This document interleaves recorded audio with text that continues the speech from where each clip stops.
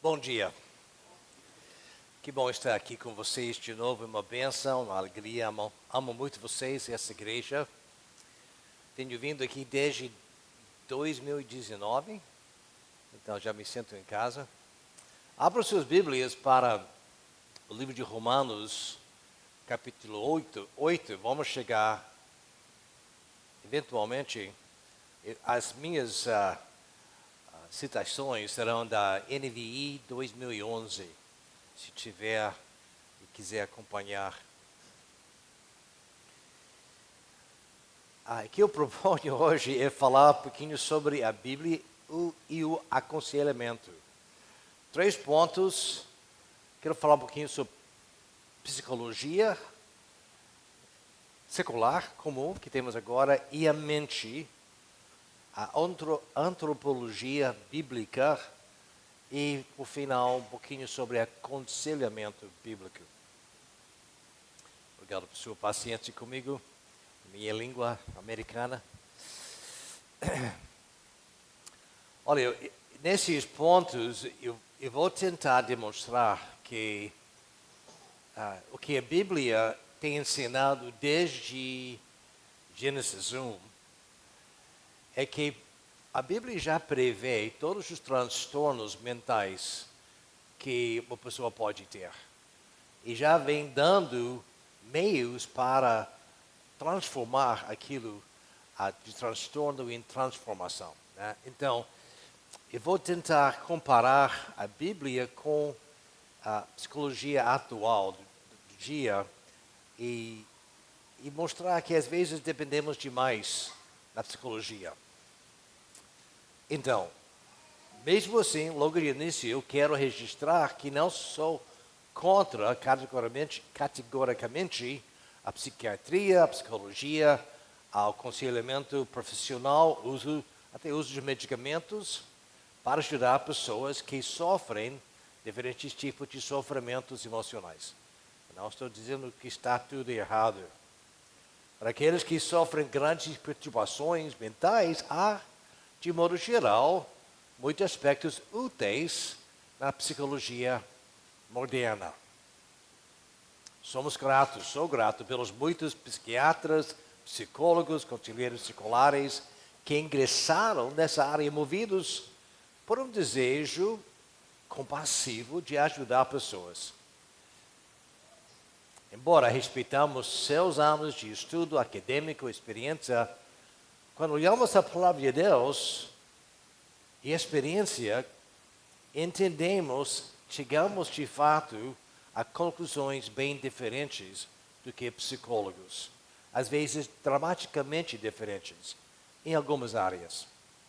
Então, quando observamos como muitos cristãos, lidam com rupturas relacionais, que seja o casamento, que seja o outro, ou com lutas difíceis contra a ansiedade, ou depressão, ou vergonha, ou qualquer necessidade de aconselhamento, parece que perderam a noção bíblica da mente.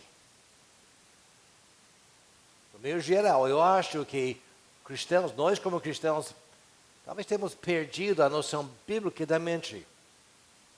Muitos pastores também parecem ter perdido a realidade que os problemas estão na mente. E isso é uma parte vital do ministério pastoral, cuidar da mente. Ao longo do último século, a teoria e a prática da psicologia secular, as práticas cresceram muito. Não apenas na prática cresceu, os números de transtornos psicológicos também aumentou. Desde a primeira edição, em 1952, o Manual Diagnóstico e Estatístico de Transtornos Mentais, um livro, né? Aumentou 300% o número de doenças mentais. Em 1952 tinha 100, agora tem 300 que surgiram por aí. Importante saber é que para a grande maioria das doenças mentais, não existe uma forma científica de verificar os diagnósticos. Na ausência deste teste objetivo, como tem no caso de Alzheimer ou em demência, esses transtornos são definidos como uma organização de sintomas. Eles olham para a pessoa, conversam com a pessoa, então você tem assim, tem assado, tem aquilo, sim, então você é isso. Você tem esse problema, esse transtorno. Só pelos sintomas, porque não tem um teste. Pode tirar sangue para saber. Quero dar uma citação do Dr. Marco Ramos. Ele diz, 30 anos depois de começar a pensar dessa maneira, desses estudos, né, ainda não temos testes biológicos para transtornos psiquiátricos. E nenhum está em desenvolvimento. Em vez disso, nossos diagnósticos se baseiam em critérios estabelecidos em um livro, o Manual Diagnóstico e Estatístico de Transtornos Mentais. Nenhum dos diagnósticos é definido em termos do cérebro. Pensa nisso. Meu ponto é que um grupo de profissionais pode se unir em uma sala e redefinir a existência de uma pessoa com base em teorias predominantes e vieses culturais. Então, dependendo da moda, os pensamentos acontecendo na psicologia, no momento, podem dizer, não, mas isso ou aquilo. Porque estão apenas tentando arranjar os sintomas para descobrir alguma coisa. Nos primeiros anos de Freud e de outros, o foco estava na psicanálise do subconsciente. Porém, na psiquiatria moderna, a psicanálise foi em grande parte substituída pelo uso de medicamentos psicotrópicos. A psicologia moderna busca uma forma científica, presta atenção nas palavras, uma forma científica de consertar a mente. Ou mais precisamente, consertar a mente medicando o cérebro. Como tem feito isso? Deu certo para nós? E mais uma citação longa, mas tenha paciência, vamos ler juntos. O médico Thomas Insel diz o seguinte: não creio que tenhamos avançado na redução do suicídio, na diminuição de hospitalizações ou na melhora de recuperação de dezenas de milhões de pessoas que têm doenças mentais. Passei 13 anos no Instituto Nacional de Saúde Mental, pressionando fortemente a neurociência e a genética dos transtornos mentais. Quando olho para trás, percebo que, embora tenha conseguido publicar muitos artigos interessantes por cientistas renomados, a um custo bastante elevado, cerca de 20 bilhões de dólares, não creio que tenhamos movido o ponteiro na redução de suicídio, das hospitalizações ou na melhora da recuperação. Isso não é um pastor dizendo isso, isso é um médico que trabalha nisso. Olha, acontece que em proporção inversa ao crescimento de número de psiquiatras, psicólogos, os pastores têm cedido seu ministério de aconselhamento aos profissionais. Muitos pastores rapidamente encaminham situações difíceis a um psicólogo ou um conselheiro e digam, olha, deixa os especialistas tratar desses problemas. Eu não tenho problema por isso. Não tenho tempo para fazer isso. O cristão no banco da igreja, ou no assento da igreja, da mesma forma absorveu uma proposta da psicologia moderna e perdeu confiança na capacidade da igreja de aconselhar. Como tem funcionado isso para nós? Será que deu certo? perguntar a você. Você perdeu noção da sua mente? Perdemos a distinção entre mente e cérebro? Cada vez mais médicos estão prescrevendo medicamentos para corrigir problemas da mente. O verdadeiro problema é este: a mente é imaterial. Nenhuma quantidade de remédio pode consertar sua mente. Está comigo ainda? Vamos ver uma definição de mente aqui por um conselheiro bíblico. A mente é a faculdade da pessoa interior responsável pela percepção intelectual, correspondendo aos pensamentos, à razão, às atitudes, às disposições, às opiniões, à vontade e à moral. Isso pode parecer óbvio, mas merece ênfase como um aspecto da sua pessoa interior. A mente é imaterial. Ela não pode ser tocada nem contida. Pense nisso por um momento. Um dia, seu cérebro vai morrer. Ele será enterrado com o restante do seu corpo até a ressurreição. Mas a sua mente continua para sempre. Quando você morrer, irá imediatamente na presença a presença de Jesus para comunhão com Ele. A sua mente estará contigo. 2 Coríntios 5:8. Temos, pois, confiança e preferimos estar ausentes do corpo e habitar com o Senhor. Deixei meu cérebro atrás com meu corpo. Essa minha mente ficou, pois é imaterial.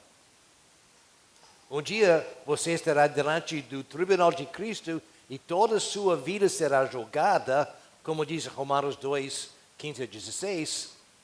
Mostram que as exigências da lei estão escritas em seu coração, que a mente é parte do coração, testemunhando-lhes também a consciência e os seus pensamentos, ora acusam, ora os defendem. Isso acontecerá no dia que Deus julgar os segredos dos homens mediante Cristo, conforme meu evangelho.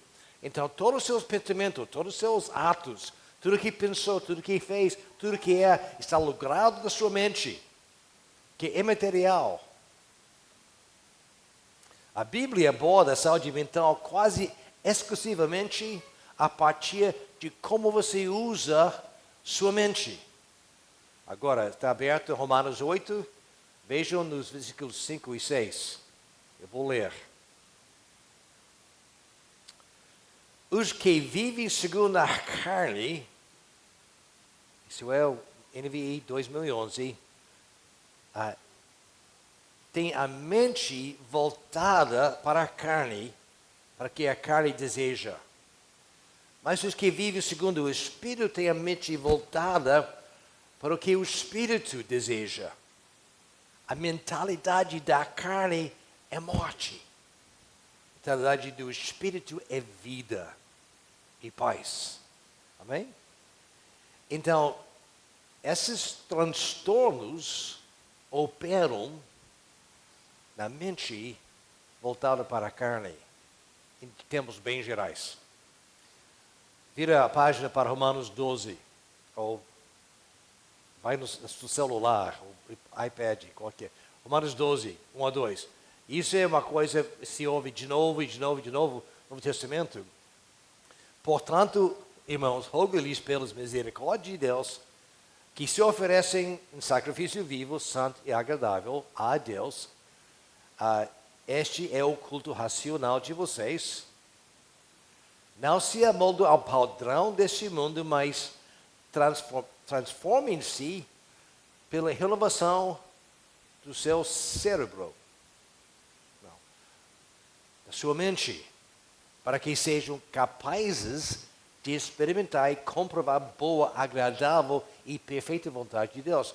A obra está na mente. A batalha está na mente. Vou ler para vocês Filipenses 2:2. Só preste atenção. Completa minha alegria tendo o mesmo modo de pensar, o mesmo amor, um só espírito, uma só atitude. 2:5. Seja a atitude de vocês, a mente de vocês, a mesma de Cristo. Filipenses 4:8. Finalmente, irmãos, tudo que for verdadeiro, tudo que for nobre, tudo que for correto, tudo que for puro, tudo que é amável, tudo que for de boa fama, se houver algo excelente ou digno de louvor, o que diz? O que diz? Pensem nessas coisas. Usem sua mente para meditar nessas coisas. Nosso tema é o aconselhamento bíblico. O que estamos tentando abordar é como devemos pensar e o que devemos fazer diante das rupturas conjugais, das disfunções familiares, das ansiedades, depressões, dos medos, das iras, das vergonhas contra quais lutamos em nossas almas. Agora já examinamos a parte do psicologia secular tem a oferecer. Embora algumas coisas podem ser úteis, podemos acabar nos contentando como diagnóstico em vez da plenitude de Cristo, se formos por aí. Conheço um pastor inteligente. Ele possui vários diplomas de teologia, leciona no seminário, mas acho que tem TDAH, né? Transtorno de déficit de atenção e com hiperatividade. Ele está planejando passar por uma série de avaliações psicólogas para determinar se era o caso. Isso é. Nessa altura, você obviamente, se tem problema, obviamente aprendeu como focar sua mente, como não ser ansioso, como progredir. De que serve ter um diagnóstico? Não tem um teste que te pode provar apenas são sintomas. Trata-se de um comportamento, um padrão de comportamento. Eu acho que ele quer dizer, não, mas eu tenho essa condição, então eu sou assim. Na verdade, quer tomar aquela identidade. Não, eu tenho isso, eu sou assim. Eu prefiro ser filho de Deus, eu prefiro ter identidade em Cristo, não em dificuldade mental, mesmo que eu tenha. Não digo de fingir que não, mas o que estamos procurando quando buscamos esses diagnósticos, né? O anseio por um diagnóstico, às vezes, desculpa, o anseio por um diagnóstico, desejo de ter um diagnóstico, às vezes é um desejo justificar a luta da minha alma. Se tiver algum diagnóstico, então não realmente é minha culpa se meu comportamento é mau, ou se eu sou errado, distraído, deprimido. Posso abrir mão da minha parte, da minha agência pessoal, da minha responsabilidade, buscar a Deus para mudança.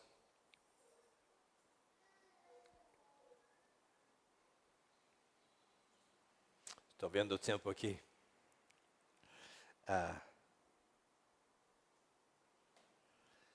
Como cristãos, essas fraquezas se tornam os lugares onde a graça de Deus se manifesta. Deus escreveu o sofrimento no roteiro das nossas vidas para nos ensinar a depender dEle e para nos mostrar sua libertação. 2 Coríntios 12:9, Paulo falando forma famosa, mas ele me disse, minha graça é suficiente para vocês, pois meu poder se aperfeiçoa na fraqueza. Portanto, vou me glorificar ainda mais alegremente em minhas fraquezas, para que o poder de Cristo repouse sobre mim. Então, estamos dizendo que sim, não quero dizer que tudo da psicologia está totalmente errado. Tem observações importantes, interessantes. Mas Deus nos criou para sermos transformados pela palavra dele, pelo Espírito, por causa da ressurreição de Jesus. E ele nos ajuda a mudar, nos ajuda a sermos transformados nesses meios. Agora, segundo ponto, antropologia bíblica. Aqui está aqui. Está tudo bem, pode ir. Pode deixar. Existe um caminho bíblico para uma mente sã. Esse é o objetivo do aconselhamento cristão, se chama santificação. Faz parte da santificação. Para entrar nesse caminho, precisamos de uma compreensão bíblica de como Deus nos criou, às vezes chamada antropologia bíblica. Antropologia é o estudo do ser humano. Então, esse diagrama pode ser útil. Você pode imaginar como se ali, aquela pequenininha no meio é você. Né? Pode imaginar essas outras áreas tendo efeito em você, como se fossem setas entrando ou afetando, influenciando você. O seu centro é você, o seu eu imaterial.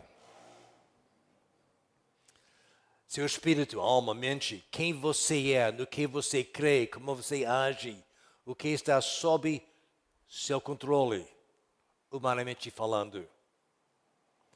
Agora, importante ver, Deus é o meio ambiente do homem. Nós vivemos na realidade de Deus. Ele está sobre tudo, através de tudo, existimos nele. Agora, façamos o homem a nossa imagem, a nossa semelhança de Deus, Gênesis 2. Mas somos atacados espiritualmente. Né? Pedro fala, nós somos ignorantes das artimanhas do diabo. Humilhe-se de artimanhas de Deus. Existe o diabo. Então, na verdade, em nossas vidas temos influência demoníaca que nos ataca. Nos atacou, nos aferiu, ainda nos ataca. Temos uma integração social também. Deus pôs o solitário em família. Temos igreja, temos sociedade, temos família, temos trabalho, temos andar no ônibus, sei lá. Estamos posicionados, integrados socialmente, e isso afeta a nós, para o bem e para o mal. E aí somos incorporados fisicamente, que quer dizer o DNA, nossas fraquezas, temos coisas de nascimento que estão erradas conosco. Então, tem coisas fortes e boas, e podemos nos alimentar bem, podemos ter uma boa física, podemos fazer coisas que influenciam para o bem ou para o mal, nosso ser, nossa agência pessoal. E lá no fundo sou eu. Influenciado por aquelas coisas, mas ultimamente responsável a Deus para viver de uma forma que agrade a Ele, na plenitude do seu Espírito. Desde o início, o psicólogo não admite Deus. Então é difícil saber como vamos ser consertados se o ponto principal é deixado de lado. Então vamos lá, aconselhamento bíblico. Então como que a mudança acontece em nossas vidas? Às vezes vemos os dois lados, né? Às vezes nós reconhecemos que temos um problema. Somos ansiosos, somos deprimidos, temos muita raiva, agimos de formas que não gostamos, que queremos nos melhorar. E no mundo inteiro, pessoas sabem que precisam se melhorar. Não que seja errado, mas pode ser algo de outro esforço. Do outro lado, mais importante ainda, é que Deus merece nossos corações. Ele merece que andemos em paz. Ele merece que andemos na alegria. Ele merece que glorifiquemos Ele em tudo que fazemos e pensamos e somos. Amém? Amém? Ele merece. Mas antes de se assentar com o pastor, conselheiro, Deus nos joga, se queremos mudar, e queremos mudar, né? Deus nos joga na sua máquina de lavar, de santificação. Deus, eu sou como roupa suja, Deus. Quem sabe, Deus me leve só cueca, sei lá. Sou sujo, Pai, eu preciso ser mudado. Me ajude a ser purificado. Deus diz, tá, tudo bem. Ele me pega e joga numa máquina de lavar com outra roupa suja. Ué, eles estão sujos também. Como que pode me ajudar me jogando numa máquina de lavar com outras roupas sujas? Tá, deixa comigo. Colocar sabonete, sabão, água, e vou assim misturando, vocês batendo um no outro, escorregando, e aí vão sair mais limpo. Isso é igreja. Isso é igreja. Então, fundamental de mudança pessoal como cristão é estar na igreja, atuando na igreja, recebendo da igreja, se abrindo com pessoas na igreja. Uma citação de Dietrich Bonhoeffer disse o seguinte, não tem? Não tem citação de Dietrich Bonhoeffer? Sim, isso aí.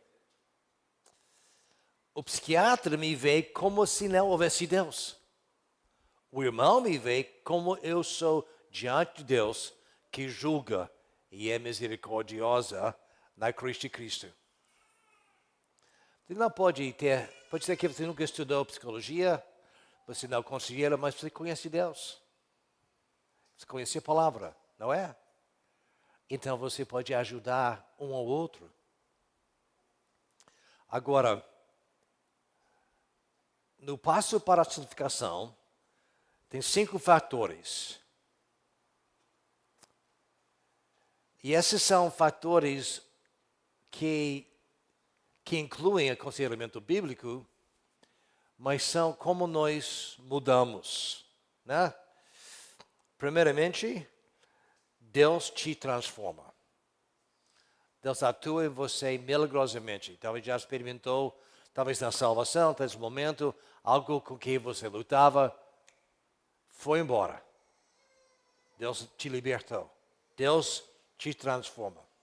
Mas também a verdade de Deus te transforma. Na medida que você vai estudando a palavra, aprendendo a palavra, memorizando a palavra, aplicando a palavra, sua mente começa a ser renovada e refeita para que você está pensando diferente, está se sentindo diferente. As suas emoções começam a mudar na medida que sua mente está sendo transformada.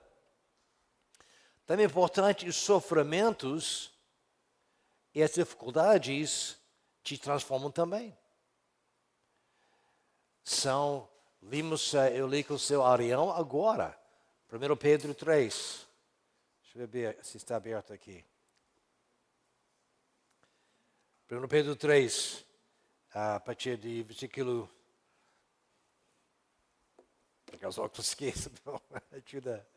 Bendito seja o Pai de Deus, nosso Senhor Cristo, que, segundo a sua grande misericórdia, nos regenerou para uma viva esperança mediante a ressurreição de Jesus Cristo dentre os mortos.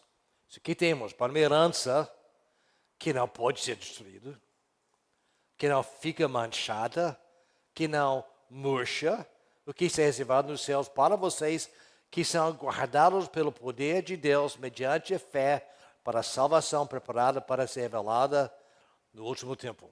Amém. Isso vocês exultem, embora no presente, por breve tempo, se necessário, sejam contristados por várias provações, para que, uma vez confirmado o valor da fé que vocês têm, muito mais precioso do que o ouro que perecível, mesmo apurado pelo fogo, resulte em louvor, glória e honra nas revelações de Jesus Cristo. Então, Deus usa sofrimento, inclusive ansiedade, depressão. Usa essas coisas para que busquemos Ele, para que oremos, para que olhemos os corações, o que está causando isto, para que eu possa ser transformado por dentro. É fácil querer tomar um remédio. Eu só quero tomar algo para me aliviar. Quando tenho dor de cabeça, eu tomo um remédio. Agora, chega um ponto que precisa saber por que estou tendo dor de cabeça. Meu cérebro. Minha mente não tem dor de cabeça, só o cérebro. Tudo bem? Estão acordados? Precisam de mais café? Estão aí? Tudo bem? Então, vamos ver o papel do conselheiro. E esse diagrama eu acho interessante.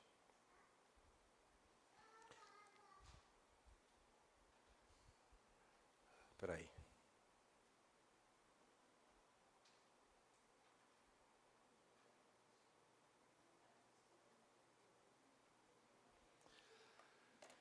Então, o papel do conselheiro é ajudar você a discernir os transtornos que você tem. Então, veja bem, pode olhar aqui embaixo. Próximo slide. Talvez pode ver melhor no papel que está na sua mão. Se não recebeu, temos para você.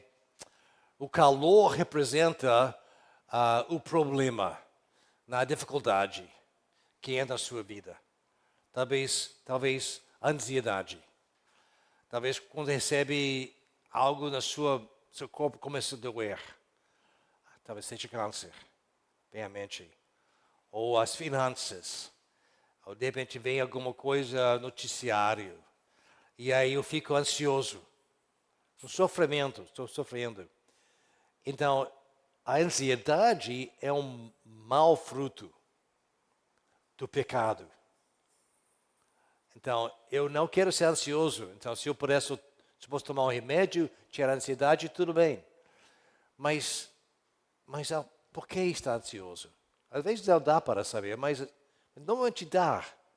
Porque o fruto mal é a ansiedade. Mas raiz, e diz, eu estou para de manhã, diz mal, quer dizer mal, deve ser má raiz. Desculpa. Tem algo aí no seu coração que está causando, tem um pecado atrás de pecado. Eu posso me arrepender para ser ansioso. Posso ficar, essa pessoa errado, né? Quebrado aqui. Qualquer coisa eu me estouro. Desculpa, eu penso, fiquei errado, me perdoe. É bom pedir. Melhor não fazer de novo. Então, por quê? Por que você está fazendo isso? O que está acontecendo no coração? Sei comigo, outro exemplo. Bom, vou na ansiedade. Talvez, por fundo, a minha confiança está regada na minha habilidade de controlar as circunstâncias. Eu quero estar em controle. Eu quero ter certeza, eu quero controlar para que não aconteça nenhuma coisa ruim. Então, isso, no fundo, é uma idolatria. Eu quero estar em controle, eu quero ser Deus. Eu não sou Deus. Então, no fundo, é uma raiz de idolatria de controle, ou de medo de falta. Vai faltar, não vai ter comida, não vai ter roupa. Ou de pessoas não gostarem de mim. Eu fico ansioso quando eu estou no meio de pessoas, porque quem sabe vão me julgar. Essas são as raízes. E o conselheiro bíblico ajuda a gente discernir, descobrir aquelas coisas as raízes que estão criando o mau fruto. Eu posso dizer, não, ao invés de ser ansioso, eu vou cantar uma música que é bom. Ao invés de ser errado, ao invés de falar a palavra feia, eu vou falar palavras mais gentis. Isso é como grampear fruto numa árvore morta. Tudo bem, deu na hora, mas depois não funciona, não continua. Então, o que eu preciso é de me arrepender. Está vendo? O arrependimento. graça passada, eu morri com Jesus. Eu não quero viver mais por mim, estou vivendo por Jesus, então estou me arrependendo. No presente, eu estou vendo a cruz. Jesus morreu por mim. Ele me ama, Ele vai cuidar de mim, Ele vai suprir para mim. Eu não tenho que ficar ansioso por essas coisas. Então, eu procuro aplicar biblicamente as promessas de Deus, vou renovar minha mente através de arrependimento, depois da palavra, para que Deus possa me transformar, me santificar. E eu creio que no futuro, vou ter a graça futura, que vai então produzir uma boa raiz, que vai produzir um bom fruto de santidade, que eu posso colher ao invés de ansiedade e paz. Então, o aconselhamento bíblico é basicamente esse processo de estarmos com alguém que pudesse ter perspectiva, discernimento, talvez saber mais da gente, e ir nos perguntando e vendo o que está no seu coração e por quê. E então, nos levar a arrependimento e mudança. E para que a próxima vez que vem aquela ansiedade, eu vou saber, não, tá, sou ansioso. Sim, Pai, eu sei que é porque eu quero controlar as coisas. Sim, Pai, o Senhor é Deus, eu não sou, eu confio em Ti. Nunca me deixarás. A Bíblia fala, obrigado, eu confio nisso. Eu vou renovando minha mente. Porque batalha está na mente. O conselheiro bíblico nos ajuda a discernir os pecados e motivos errados de nossos corações, e então nos ajuda a aplicar as verdades bíblicas à nossa mente, à maneira que pensamos. Deus usa sua palavra para nos dar arrependimento e fé para sermos transformados. Eu vou contar um pouquinho da vida da Karen, que ela me deu permissão a contar uma vez. Vou contar de novo. Quando eu fui comprar o anel de noivado da Karen, eu não tinha dinheiro quase nenhum. E também eu tinha pouco discernimento sobre como escolher. O vendedor provavelmente percebeu que eu estava em dificuldade e fez a pergunta, olha, o que é mais importante para ela? O tamanho ou a qualidade do diamante? A qualidade, claro, qualidade. Assim, saí da lógica, o anel que exigia uma lupa para enxergar o diamante era, acho que tem, deixa eu ver, tem sim. Quanto à Karen, ela ficou perfeitamente satisfeita com o anel. Tudo bem. Quando Karen e eu comemoramos nosso 25º aniversário de casamento, vamos fazer 47 agora em fevereiro, este mês, ela estava em situação financeira diferente, melhor. Pude comprar para ela um anel com um diamante bem maior. Então, quando eu entreguei o anel, ela começou a chorar. Mas não de alegria ou gratidão, era um transbordar de ansiedade. Cara, não conseguia explicar por que estava chorando. Não era falta de gratidão ou amor, era simplesmente um sentimento profundo de angústia, que não dava para explicar. Esse foi um momento catalisador para nós. Por anos, cara havia lutado contra a ansiedade. A ansiedade vinha e ia. Eu não fui de grande ajuda para ela nesses momentos difíceis. Eu achava ela que faltava fé, precisava sair da lama, jacaré, vamos lá, o que é isso? Eu estou feliz porque você não está feliz.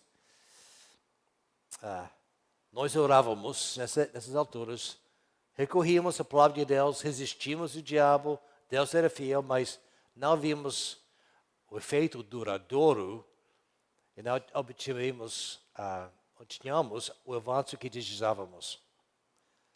Eu havia conversado com ela sobre buscar ajuda médica, algo a qual ela se opunha firmemente. Ela não queria tomar medicamentos contra a ansiedade, mas Naquela tarde, dia 17 de fevereiro de 2004, ambos sabíamos que ela precisava de ajuda. Encontrar o medicamento certo foi um processo difícil e tentativa e erro. Eventualmente, Karen encontrou uma prescrição que estabilizou sua ansiedade. Ela odiava o remédio. Não queria depender de um medicamento. Além disso, não se sentia totalmente ela mesma enquanto tomava. Em certa ocasião, ela parou de tomá-lo, sem falar comigo, nem o médico, e não deu muito bem. Deu mais problemas. Então, ela voltou a tomar e ajudou.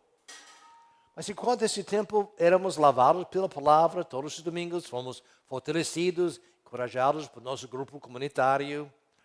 Karen continua a crescer no Senhor, aprendendo a aplicar a sua palavra e lançar sobre ele as ansiedades dela. Eu passei a compreender melhor como ajudá-la nos momentos da ansiedade. Assim, com o tempo, pela graça, a obra graciosa de Deus, na alma dela, e com a orientação do médico, Karen conseguiu reduzir gradualmente e, eventualmente, deixar de tomar medicamento. E há anos que ela não toma. Se eu soubesse naquele tempo o que sabemos hoje, talvez tivéssemos recorrido à graça de forma mais cedo, mais eficaz. Não aconselhamos que se recorra rapidamente a medicamentos. Na melhor das hipóteses, o medicamento é um curativo, um paliativo, pode ajudar por um tempo, mas não mudará seu coração, nem lhe dará uma mente sã. Uma mente sã somente vem por meio da palavra de Deus, pela atuação do Espírito. E isso acontece melhor no contexto da igreja. Estou acabando o tempo. Olha, tem uma citação meio longa, mas vamos ler, vamos para o próximo. Então vamos ler isso e mais um e vou terminar. Esse médico, ele é psicólogo, diz o seguinte: acredito que a mudança mais profunda em nós ocorre à medida que permanecemos fiéis, abertos e engajados em relacionamento. A igreja é a comunidade. Ela falha, fere e fica aquém do nosso elevado chamado como noivo de Cristo. Mesmo assim, toda conversa deveria refletir envolvimento horizontal com outros crentes, envolvimento vertical com Deus em oração. Essa interseção constante entre oração e diálogo desperta fome por Deus, despedaça percepções enganosas, fornece contexto para o serviço e adoração. Por isso, vejo aconselhamento profissional como uma concessão, não imoral, mas trágica. Pois aconselhamento muitas vezes oferece o tipo de comunidade onde a mudança pode ocorrer quando tal comunidade deveria ser provida do contexto normal e diário, das conversas íntimas e proféticas, mútuas, iguais e livres. É psicólogo, ele tem uma firma de psicologia, ele recebe, faz consultas. Mas diz que a igreja é o melhor lugar para ser transformado. Olha, falta o tempo de fazer mais uma aplicação.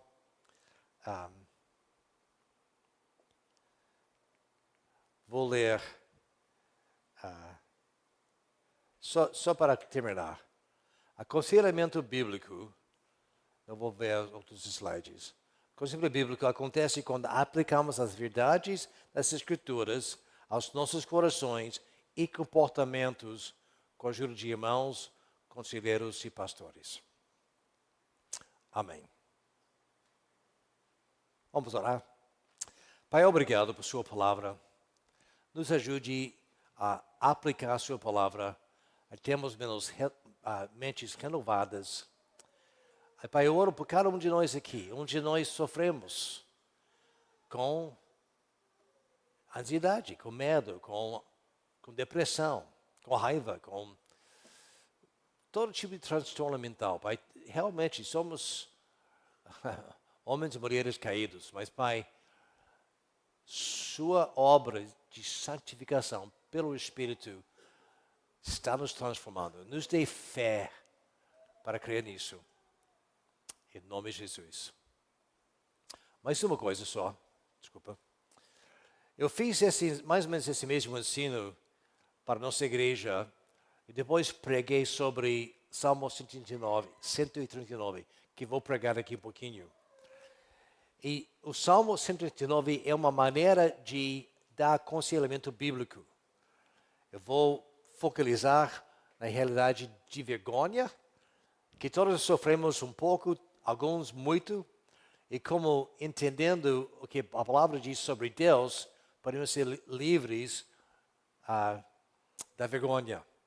Então, talvez se alguém chegasse para mim com vergonha, talvez abriria Salmo 109 para ler com ela e tentar aplicar para a sua vida. Então, pode ficar na mente quando estou falando mais tarde. Obrigado.